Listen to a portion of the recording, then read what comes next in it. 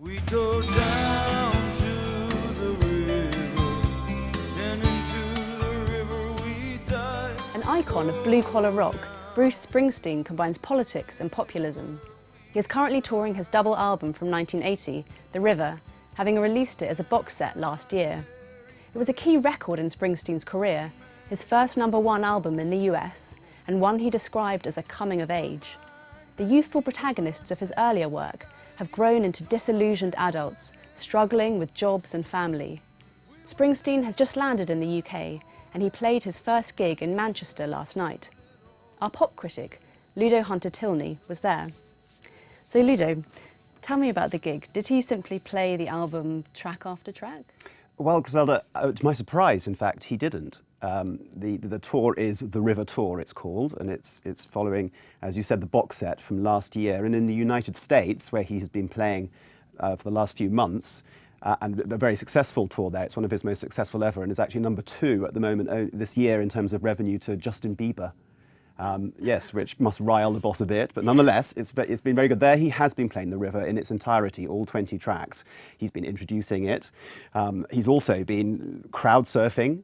All of that had led me to expect something similar for the European leg, but no, that's not the case here. He's rejigged things, and he played 12 of the 20 songs, more or less chronologically, but interspersed with other songs, and then he rather abruptly jettisoned The River and moved on, which I thought was a curious choice, in so much as he didn't seem so interested, possibly, in presenting the album as something which is from, where it fits in with his chronology and career.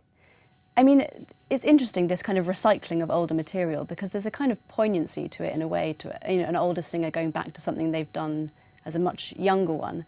There's also something possibly slightly disingenuous, I guess, about Springsteen, now age 66, saying lines like, "Little girl, I want to marry you." To me, that sounds like it could possibly be a bit creepy.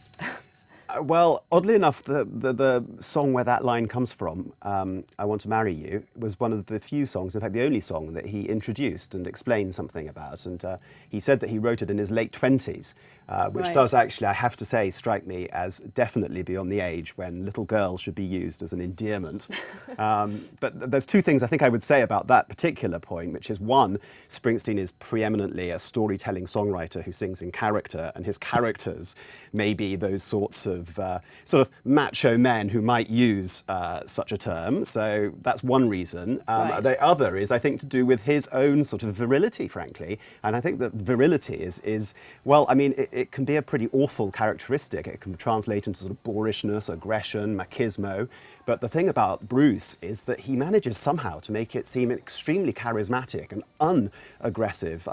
There's something about, so I mean, if anyone really can carry off, I agree, a term that shouldn't be uttered by an adult male, then yes, it is Bruce. In terms of recycling past material, I slightly wonder whether he does have a degree of ambivalence about that, in so much as he has decided to move away from this album, which isn't a fan favourite. It was a key album in terms of translating him from a big sort of name on the East Coast of America into a national name.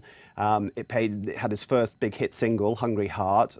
It sort of paved the way for Born in the USA a few years later, which sold 30 million copies and turned him into this huge name. Yeah.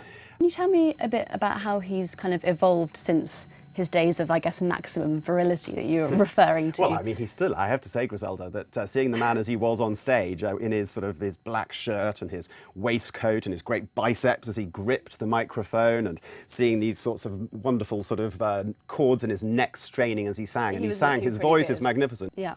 I think what I mean as well is, has he innovated really since his youth? I mean, is he a different artist now? To go to a Springsteen concert now, is it a very different experience?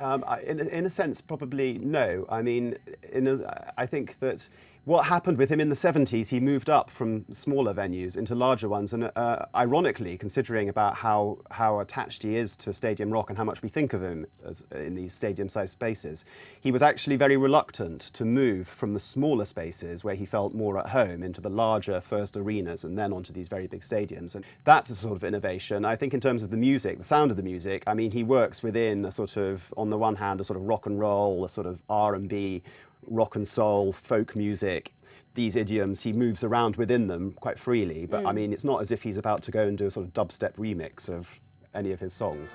Sing it hard, sing it well, send the robber barons straight to hell. The greedy thieves who came around and ate the flesh of everything they found, whose crimes have gone unpunished now, who walk the streets as free men now, now, now, now. His kind of political life is interesting as well, though, isn't it? I mean, he had sort of high-profile endorsements of John Kerry and Obama.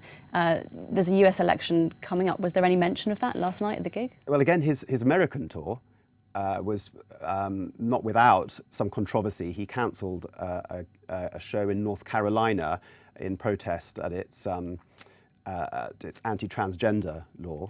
There was no mention of any politics in Manchester last night. We had sort of impromptu moments within the set. We had a man dressed as Father Christmas invited on stage for an impromptu rendition of Santa Claus is Coming to Town, which was charming, but hardly likely to sway the course of the US election. There was a lovely moment when he plucked a child out from the audience, whose first Bruce gig it was, in order to sing with him, these sorts of things, but no sort of matters of real substance. It's funny you mention him plucking a child from the audience, because in a sense this is the kind of family-friendly rock. You know, this is a genre it has sort of sincerity and integrity. He's not sort of a trickster or an ironist. Do you think that that's a turn-off for some people? Is a turn-off for some people? Yes, I suppose it might be. I think that's his great attraction. I think that he does manage to have exactly those characteristics at a time when there's so much irony and so much snarkiness around. To have someone who can do these quite hammy things, like sing about, you know, use the words babe and little girl, etc. Someone who can turn on the rock and roll ham and do it, yet invest it with such sort of purpose. He stayed musically active. I mean, he is reportedly going to be releasing a solo album, will be his next record. So, I mean, I think that he seems still very committed on his purpose in life, which is to play rock and roll to as many people as possible and to sing about things that really matter in people's lives, you know, the struggles and toils that people can go through, but also sort of the joys and the happinesses that they experience, things which are sort of touching and, you know, are as touching now as they were when he was first making his way in the 70s. Well, thank you, Ludo. I look forward to Springsteen's next album.